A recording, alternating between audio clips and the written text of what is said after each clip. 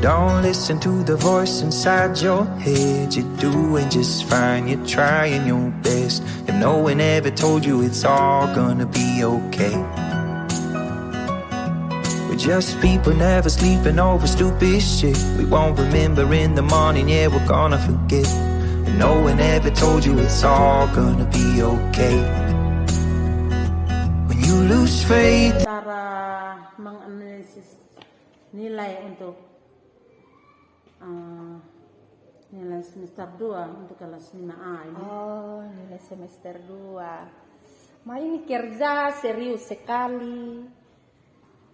Sepertinya di dalam saya kerja ini ada beban-beban yang saya perlu mau selesaikan. Tentu, Beban-beban? Beban apa ini? ini Ibu, pokoknya Ibu tahu banyak anak, banyak watak. Banyak Mereka anak, di banyak sini watak. ada anak-anak yang tidak pernah absensi di kelas. Dalam hal tidak ada keterangan izin, sakit, alpa terutama. Kehadiran mereka bagus. Namun ada yang selalu buat saya menjadi terbeban di dalam mengelola nilai ini. Karena kehadiran anak ini coba tidak hadir 1-2 hari baik, tapi 1 bulan itu dia punya kehadiran ya minimal 1 minggu. Selanjutnya itu dia tidak datang ke sekolah. Jadi saya berupaya dengan banyak cara menyuruh teman jemput. Kemudian saya bertemu dengan orang tua, tanyakan, tapi kadang-kadang orang tua bilang anak ini tidak mau ikut perintah.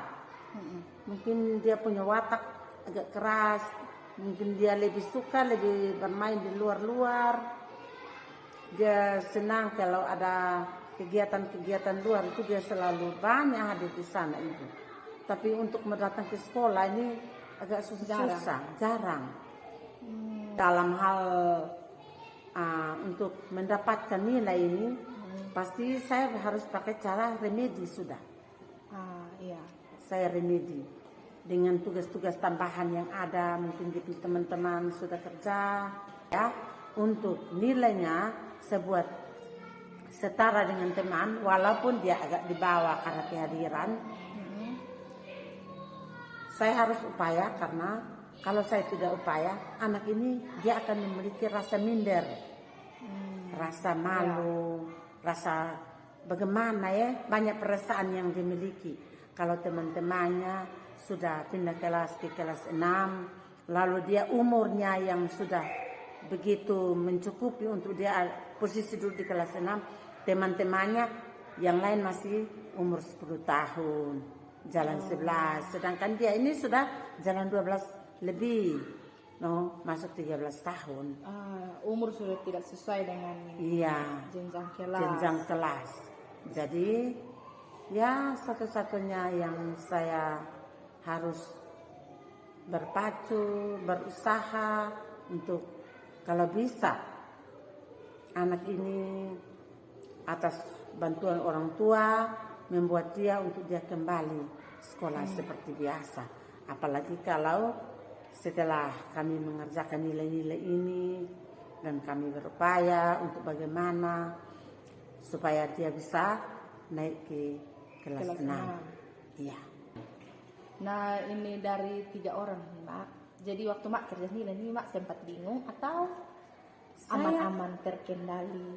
Untuk kerja nilai seperti yang tadi saya ceritakan, tentu awalnya Ibu datang ke sini, Ibu lihat saya sebentar ada tongkat dagu, tongkat pesta begini. Wah, ini nilai dong. Kalau nilai seperti ini, saya harus cari jalan keluar, remedi. Ternyata saya sudah berhasil walaupun tidak mencapai yang sempurna, tapi ya mencukupi. Sedanglah begitu. Standar.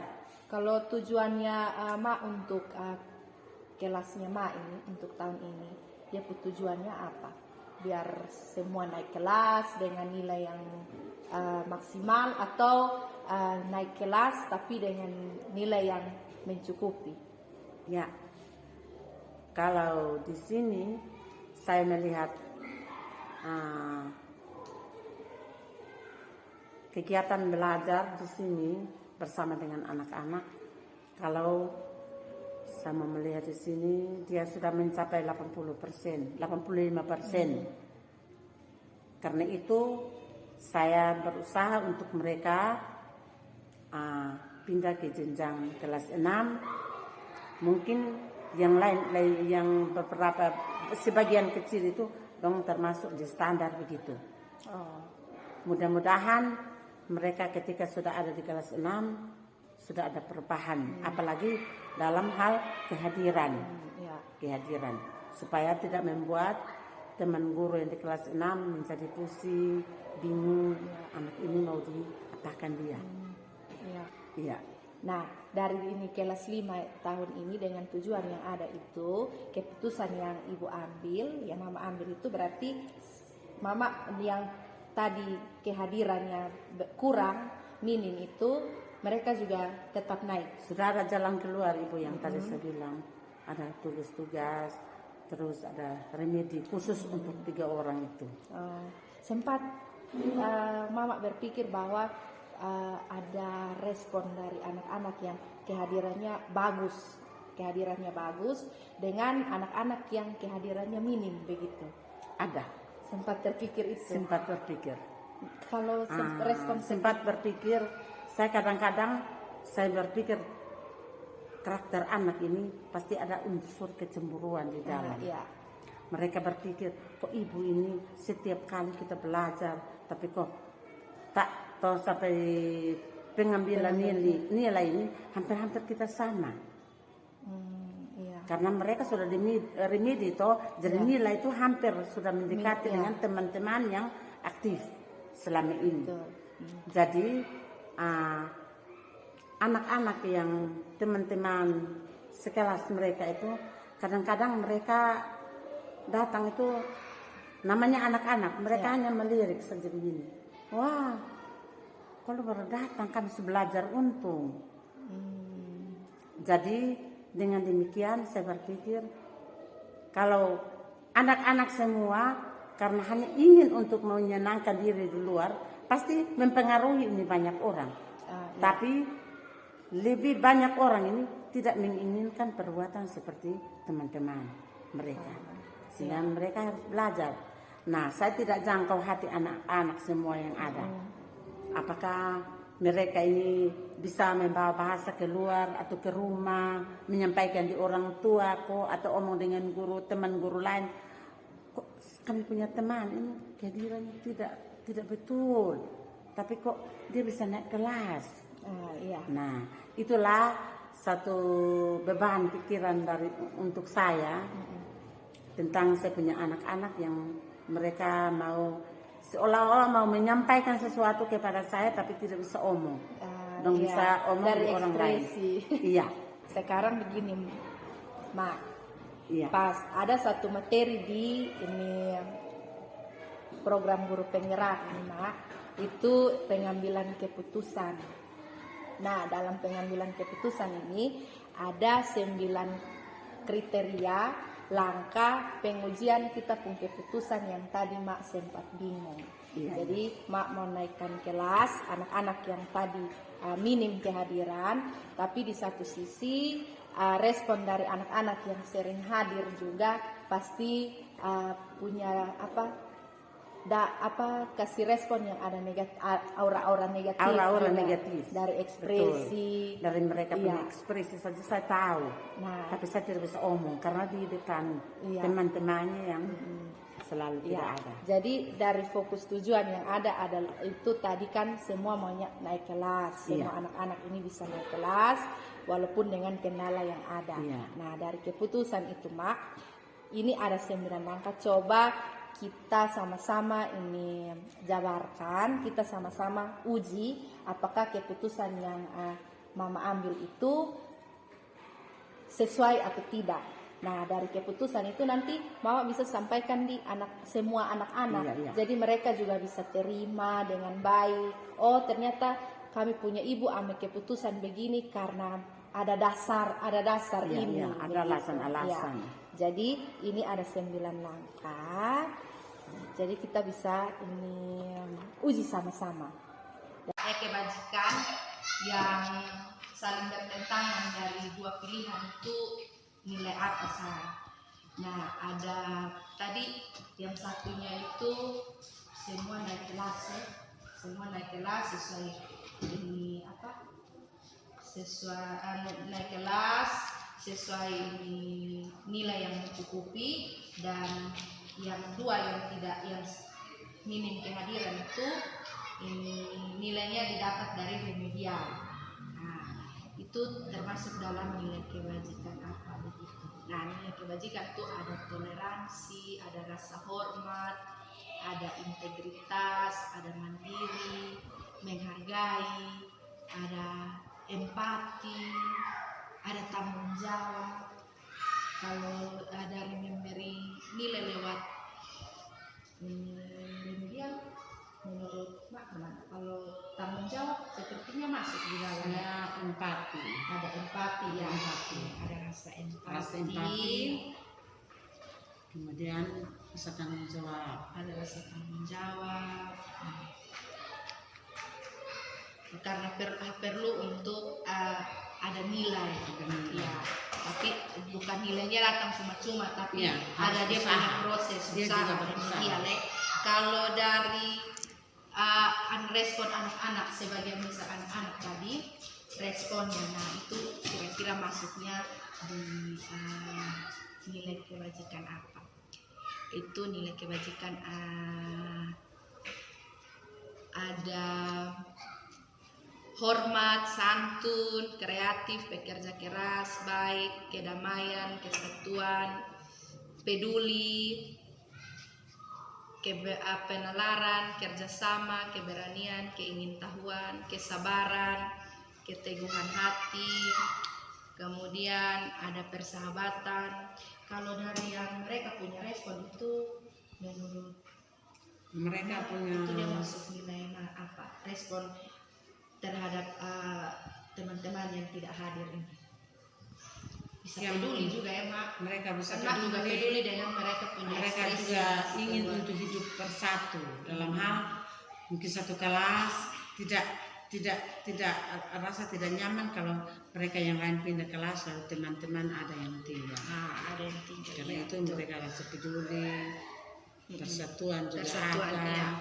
Oke, berarti ada dua nilai yang saling bertentangan, itu antara rasa tanggung jawab dan juga ada empati di dalamnya, lawan rasa peduli. Lawan rasa peduli. Jadi rasa peduli ini dari dalam dirinya Mama sendiri, ada kepedulian terhadap semua anak-anak di yang kelas ada di ini. kelas. Kalau bisa ada sesuatu yang semua itu bisa sama begitu. Iya, Perlakuannya sama. Oke.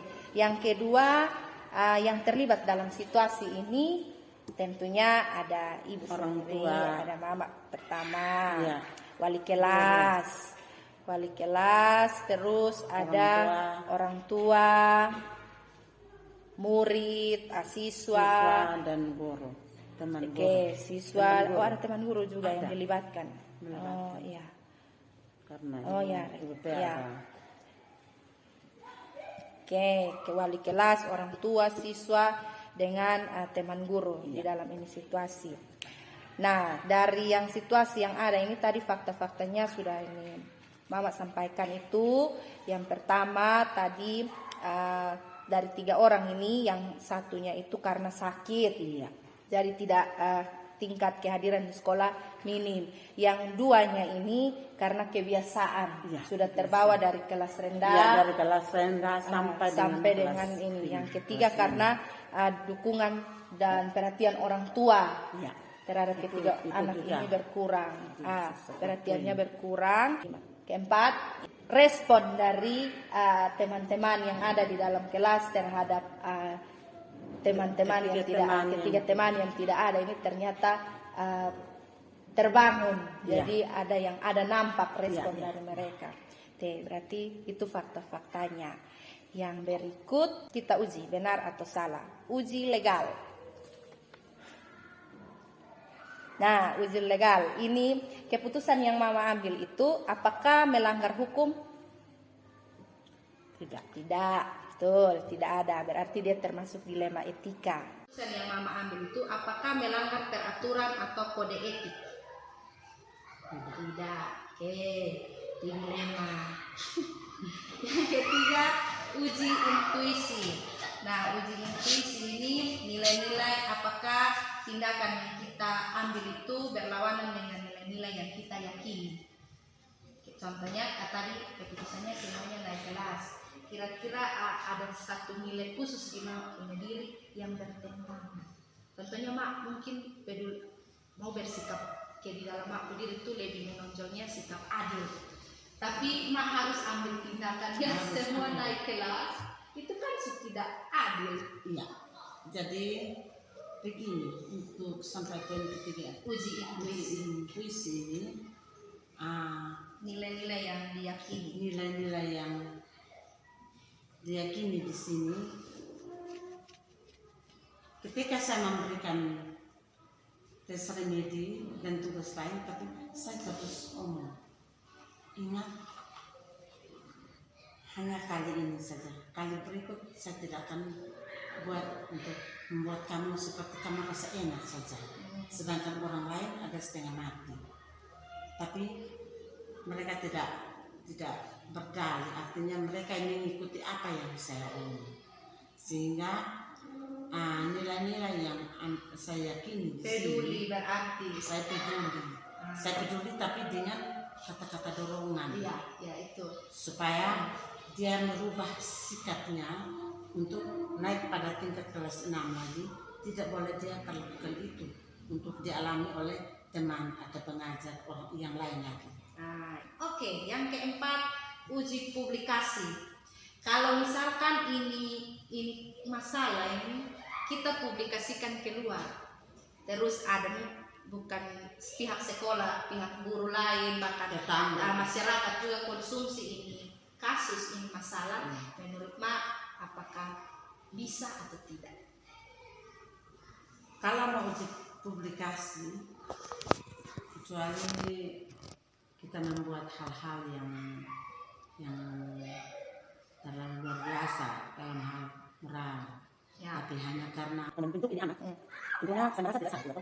Supaya masyarakat juga bisa belajar bahwa ada yang mana yang harus kita buat. Apalagi kita masih ada generasi di belakang. Supaya jangan meniru seperti teman yang sudah berbuat selalu melakukan sekolah dan Jawa. Berarti boleh untuk dipublikasikan agar dapat bisa belajar. Bisa belajar bagi masyarakat orang lain, bukan saja kita dalam unit ini, tapi orang masyarakat, orang tua atau orang yang dari luar juga bisa belajar. Oke, betul. Uji panutan atau idola. Menurut Mama, apakah keputusan yang Mama ambil itu kalau senior-seniornya Mama apakah juga sama keputusan? Dilihat dari mereka punya keputusan-keputusan yang biasa dilakukan. Ya. Jadi keputusan itu biasanya diambil ketika kami istilah rapat nilai. Rapat nilai tentunya dari tiap guru kelas harus mengajukan atau menyampaikan prestasi naik kelas dan tidak. Berarti jadi, panutan atau ini idolanya orang yang senior, lebih senior dari Mama juga pasti berpikiran yang sama. Pasti berpikiran yang sama. Di sini ada senior kita dapat semui.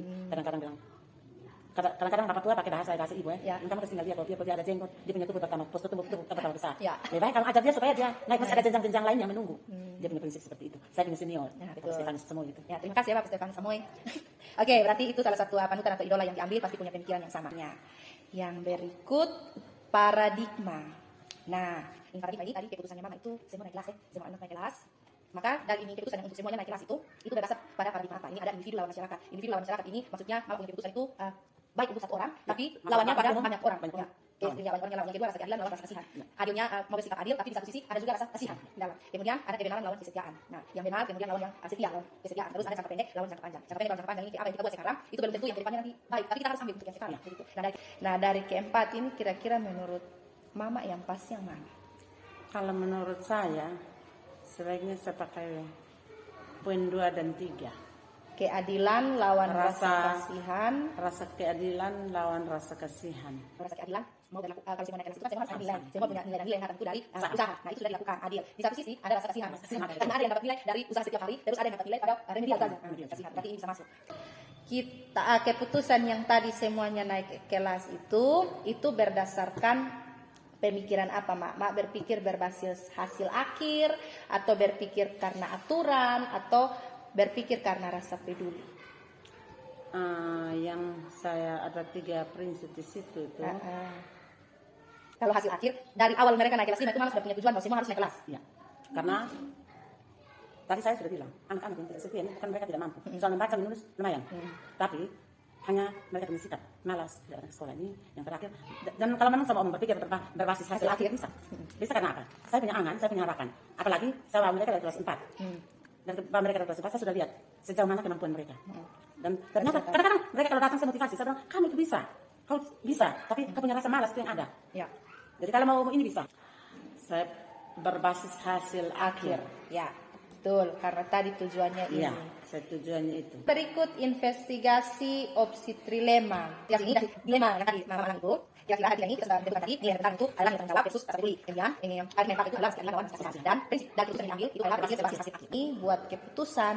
Kita ambil dari dia punya nilai, nilainya apa saja yang bertentangan, paradigmanya apa, terus prinsip hasil akhirnya apa.